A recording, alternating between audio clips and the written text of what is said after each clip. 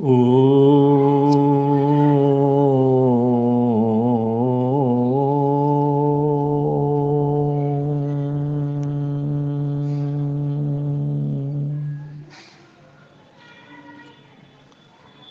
हस्ते फटिकमालिकां विदधतीं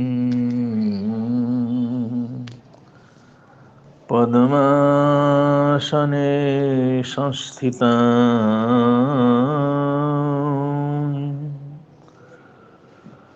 वन्दे तां परमेश्वरीं भगवतीं बुद्धिप्रदां शारदाम् वन्दे तां परमेश्वरीं भगवतीं बुद्धिप्रदां शारदाम् बुद्धिप्रदां शारदाम्।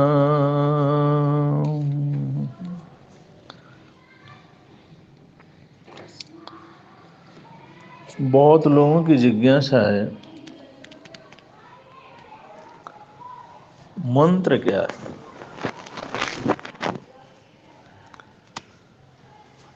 मंत्र का अपना संसार है, मंत्रों का अपना इतिहास है और मंत्र स्वर, व्यंजन, उच्चारण और ध्वनियों का ऐसा वैज्ञानिक समायोजन है जिसके अद्भुत परिणाम देखे जा सकते हैं।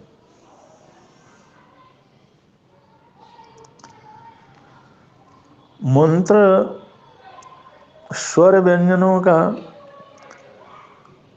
और ध्वनियों का, उच्चारणों का ऐसा संयुक्त समायोजन है जिससे ऊर्जा का आकर्षण किया जा सकता है, अनेक विध ऊर्जाओं का संग्रहण किया जा सकता है और ऊर्जा का कहीं भी प्रक्षेपण किया जा सकता है। तो मंत्र ऊर्जा के आकर्षण का, संग्रहण का और प्रक्षेपण का यंत्र होता है। इसलिए इसकी अपनी अलग ही विशेषता है।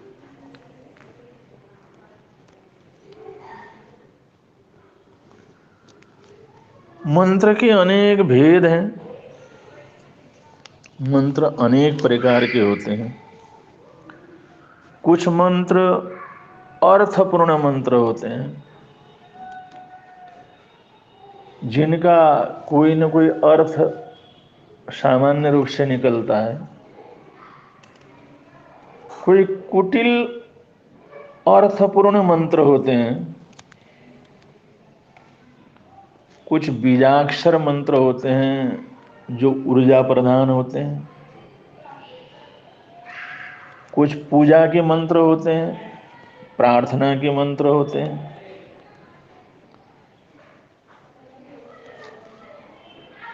कुछ स्तुति प्रधान मंत्र होते हैं, स्तवन प्रधान मंत्र होते हैं, कुछ नाम स्मरण मंत्र होते हैं, कुछ समर्पण मंत्र, कृतज्ञता प्रस्तुत करने के मंत्र होते हैं और कुछ धन्यवाद प्रधान मंत्र होते हैं। कुछ मुद्रा प्रधान मंत्र होते हैं, अलग अलग मुद्राओं के साथ, आकृतियों के साथ उनका प्रयोग किया जाता है। तो ऐसे मंत्रों का जगत बहुत ही विख्यात है। मंत्रों का जगत बहुत लंबा चौड़ा है।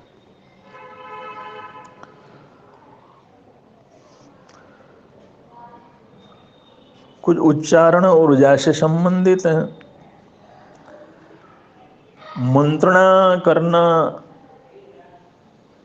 सलाह देना वो भी मंत्रों के अंतर्गत ही आता है। कुछ मोटिवेशनल मंत्र होते हैं जो अगले को प्रेरणा देने के लिए, आगे बढ़ाने के लिए कुछ सूत्र दिए जाते हैं, वो भी मंत्र रूप होते हैं। कुछ संकल्प मंत्र होते हैं, कुछ ऐसे शब्दों का उच्चारण कुछ विशेष आकृति के द्वारा किया जाता है जिससे कार्य में सफलता मिल सके। कुछ प्रतिज्ञा मंत्र होते हैं जिन्हें पूर्ण करने की शक्ति, पूर्ण करने की ऊर्जा प्राप्त की जा सकती है। ऐसे मंत्रों का बहुत लंबा चौड़ा इतिहास है, बहुत लंबा चौड़ा संसार है, और मंत्रों के तरह तरह के प्रयोग इस संसार के अंदर होते रहते हैं। कुछ सात्विक मंत्र हैं, कुछ गारुड़ी मंत्र होते हैं, कुछ सावरी मंत्र होते हैं। ऐसे मंत्रों का ये विज्ञान अपने आप में बहुत ही अलग विज्ञान है, लेकिन इसके चमत्कार और इसके परिणाम बहुत लोग समय समय पर अनुभव करते हैं। इसलिए आज के ज़माने में भी इनका अपनी अपनी जगह पर बड़ा महत्व है।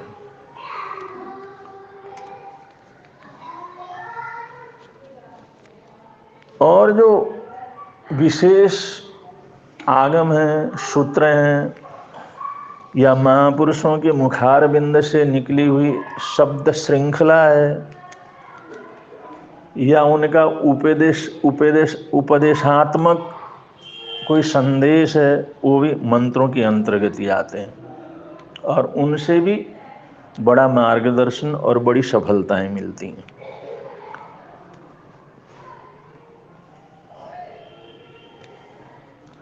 तो मंत्रों का प्रभाव किस प्रकार से होता है,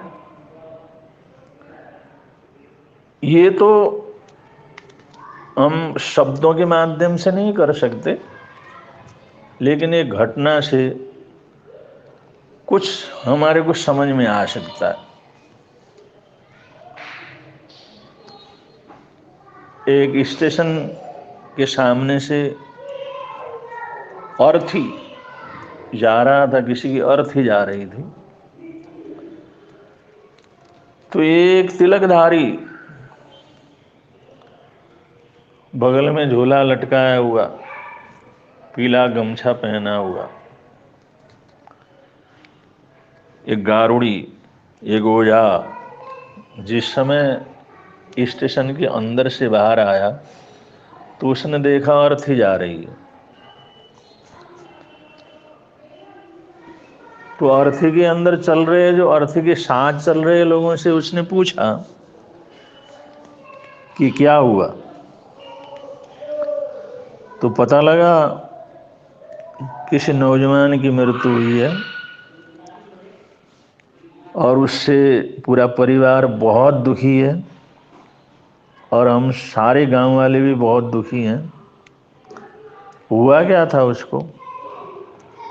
उसको सांप ने काटा, जहर चढ़ गया, और कोई दवाई नहीं लगी, उसकी मृत्यु हो गई। तो वो पूछने वाला यात्री, जो कुछ धर्म कर्म करने वाला है, मंत्रवादी सा नजर आता था, उसने कहा क्या आप लोग मेरे को अर्थी उतार करके कुछ दिखा सकते हैं? उन्होंने कहा अभी रुकते हैं। वो लोग थोड़ा आगे गए, भागे भागे, और उन्होंने कहा भाई कोई व्यक्ति आया है, वो पूछ रहा है मृत्यु कैसे हो गई है, हम थोड़ा देखना चाहते हैं। तो रीति रिवाज के अनुसार वहाँ पर उस अर्थी को नीचे रखा, और वो ओझा वहाँ पर आया, और आकर के उसने वो कफन वगैरह थोड़ा सा हटा करके, उसने जिस समय उस मुर्दे को देखा, उसने कहा इसको ठीक किया जा सकता है, ये बेहोश है और गहरी बेहोशी में है, इसकी नाड़ी भी नहीं मिल रही है, लेकिन ये जिंदा हो सकता है, इसके प्राण वापस आ सकते हैं, ये मरा नहीं है पूरी तरह से। ये सब जहर का, भयंकर जहर का प्रभाव है। तो जब ये थोड़ी आशा की किरण सामने आई तो लोगों ने कहा भाई आप कीजिए, प्रयत्न कीजिए। तो उन्होंने अर्थी के सामने उसको, वहां पर अर्थी को कहा भाई ये पूरा कपड़ा वगैरह सब हटा करके इसको नीचे लिटा दो। और वो ऐसे ही किया, और दुनिया भर के लोग वहां पर इकट्ठे हो गए, जो रेलवे में आ रहे थे, स्टेशन में खड़े थे, इधर उधर की भीड़ भाड़ वहां पर बहुत निकली। उसने कहा भाई यहाँ पर एक 3-4 कटोरी चाहिए, एक कटोरी में हल्दी ला करके रख दो, एक कटोरी में पानी भर करके यहाँ पर ला करके रखो, एक कटोरी में पूरा दूध भर करके ला करके रखो, और एक कटोरी को यहाँ पर खाली रखो। तो जैसे उसने बताया था उसी तरह से सब कटोरियों में सामान भर करके वहाँ पर रख दिया, और एक कटोरी खाली रख दी। उसने अपने झोला खोला, और झोला खोल करके उसमें से उसने कुछ कौड़ियाँ निकाली, और कौड़ियों को निकाल करके उस खाली कटोरी में उसने रख दिया। और सब लोग इस दृश्य को देख रहे थे। उसने कुछ मंत्र जाप करना प्रारंभ किया, कुछ हाथ की उसने कुछ मुद्राएं वगैरह बनाई। अब जिस समय वो मंत्र का जाप उसने प्रारंभ किया, तो जैसे जैसे वो जाप करता रहा, तो उसके साथ साथ लोग देख करके बहुत हैरान रह गए कि जैसे जैसे जाप करके फूंक मार रहा था, तो एक एक कौड़ी उस कटोरी से निकल करके आकाश में गायब हो रही थी। वहां से उठती, लोगों को दिखाई देता, उड़ जाती और आगे जाकर के गायब हो जाती। लोगों को बड़ा आनंद आने लगा, वो सब जिज्ञासा भी बहुत बढ़ गई। लोग बड़ी आशा से इस दृश्य को देखने लगे। और वो धीरे धीरे देखा, वो सारी की सारी कौड़ियां जो उस कटोरी में भरी हुई थी एक एक करके सब उड़ गई। जिस समय सारी कौड़ियां वहां से उड़ गईं, लोग तो इंतजार कर रहे थे, देख रहे थे। वो अपने मंत्र जाप में तल्लीन था और बड़ा मस्त होकर के अपना कुछ गुड़गुड़ कुछ मंत्रों का उच्चारण वगैरह कर रहा था।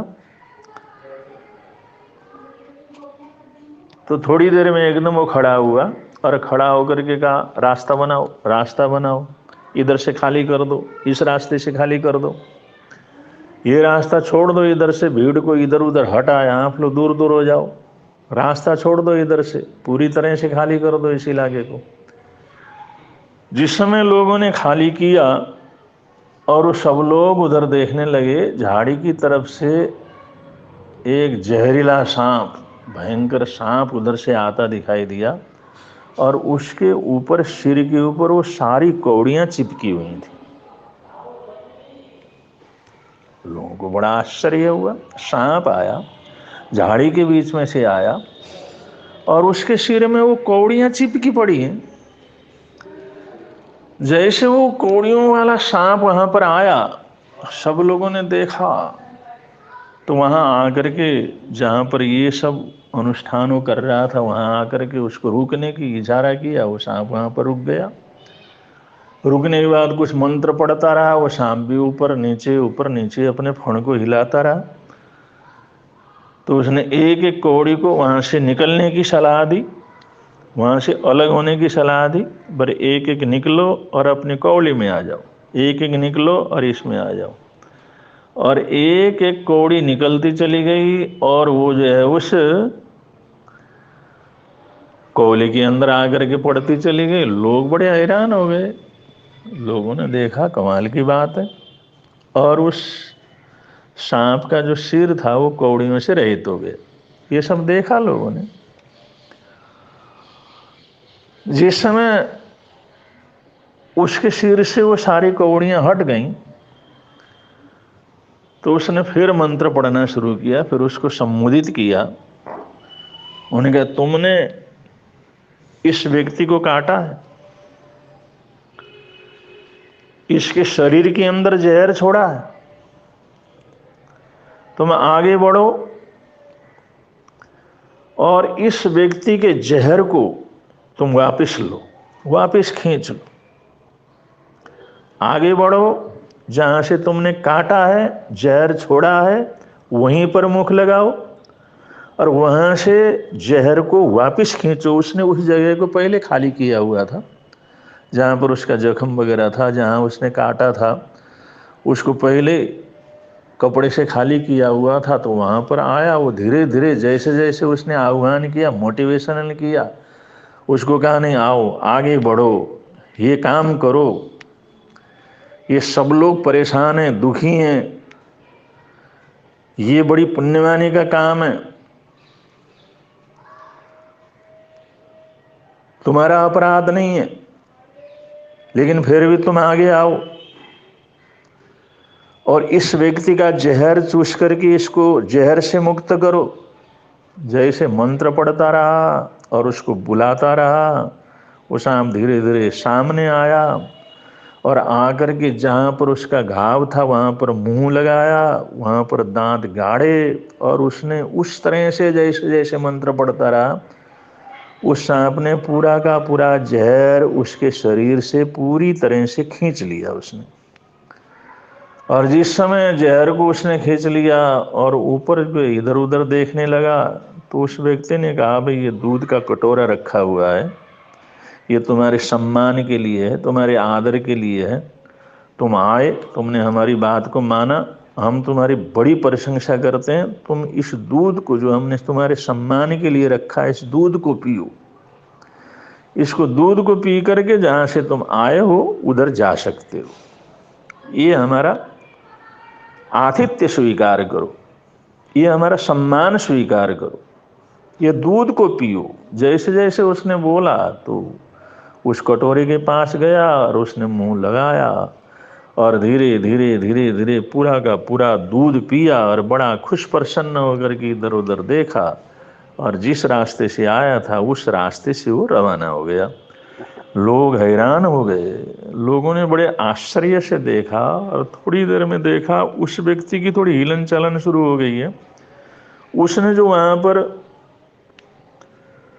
कटोरे के अंदर पानी रखा हुआ था और जिसमें ये हल्दी का पानी रखा हुआ था, वो हल्दी के पानी को छिड़का, उस हल्दी की गांठ रखी हुई थी, हल्दी का पानी रखा हुआ था, उसको इधर उधर लगाया, उसके उस घाव के ऊपर भी लगाया, ऊपर छिड़का, शरीर के ऊपर उसको मला और वो हल्दी की गांठ उसने जैसे जैसे ऊपर घुमाई और वैसे वैसे धीरे धीरे धीरे धीरे उसकी चेतना लौटती चली गई। आंखें खोला और धीरे धीरे लाल लाल उसकी आंखें थीं और थोड़ी देर के अंदर कोई 15-20 मिनट की क्रिया के बाद वो धीरे धीरे धीरे धीरे वो आराम से उठ करके वहाँ पर बैठ गया और उसने कहा, देखो इसके अंदर जहर था, हमने सांप को बुलाया और इस जहर को निकाल दिया, अब इस जहर का कोई इसके ऊपर असर नहीं है, बिल्कुल मुक्त है। और क्योंकि उसका प्रभाव से जो भी तकलीफ वगैरह हुई है उसके लिए इसका खान पान रहेगा, आराम करेगा, ये बिल्कुल ठीक हो जाएगा, 2-4 दिन में कोई तकलीफ इसको नहीं रहेगी। इस प्रकार सबने उसको बड़ी खुशी दी और इस आश्चर्यजनक घटना को लोगों ने देखा और प्रत्यक्ष देखा कि मंत्रों के द्वारा, उच्चारणों के द्वारा, सजेशन के द्वारा, सलाह के द्वारा उस मंत्रवादी ने, उस गारुड़ी ने, उस सावरिया आदि मंत्रों के माध्यम से उसने ऐसा चमत्कार सबके सामने दिखाया जिसकी कोई कल्पना तक नहीं कर सकते थे। देख करके सबको बड़ा आश्चर्य हुआ और सब मान गए कि वास्तव के अंदर इन उच्चारणों में, इन शब्दों में, मंत्रों में ताकत है, बल है, शक्ति है। ऐसी घटनाएं हमारे भारतवर्ष के अंदर तो होती रहती हैं, वनवासियों में होती हैं, आदिवासियों में होती हैं, बड़े बड़े यज्ञों के अंदर भी होते हैं, बड़े बड़े अनुष्ठानों के अंदर भी होते हैं। साधना क्षेत्रों के अंदर भी होते हैं, आराधना केंद्रों के अंदर भी होते हैं, प्रार्थना केंद्रों के अंदर होते हैं। कोई भी ऐसी जगह नहीं है जहाँ पर हम किसी न किसी प्रकार के मंत्रों का उच्चारण या उसका प्रयोग न करते हों और उसकी शांति को प्राप्त न करते हों। तो हमारे भारतवर्ष की संस्कृति में अक्षरों का महत्व है, स्वरों का, व्यंजनों का महत्व है, ध्वनियों का महत्व है, आकृतियों का महत्व है, और उनको किस तरह से एक दूसरे को जोड़ना है, कहाँ जोड़ना है, किसके लिए कैसे जोड़ना है, ये जो है वो उसके विशेषज्ञ जो मंत्रवादी होते हैं, तंत्रवादी होते हैं, विद्वान होते हैं, उसके वैज्ञानिक होते हैं, उसके हार्द को समझने वाले होते हैं, वो अपने हिसाब से उसका प्रयोग जरूर करते हैं। लेकिन इतना निश्चित है कि इन मंत्रों का बड़ा भारी प्रभाव होता है और आज भी जगह जगह पर इस प्रकार का प्रभाव देखा जा सकता है। इसलिए मंत्र कोई दूसरी चीज़ नहीं, हमारे अक्षरों का, हमारे उच्चारणों का, हमारे बीजाक्षरों का और हमारे स्वरों का, ध्वनियों का और हमारे भावों का ही एक मिला जुला प्रभाव है। और इस प्रभाव को हम कभी भी अपने जीवन में प्रयोग करके भी देख सकते हैं। इन्हीं मंगल कामनाओं के साथ आज के इस विवेचन को हम विराम दे रहे हैं। बोलिए भगवान महावीर स्वामी की जय।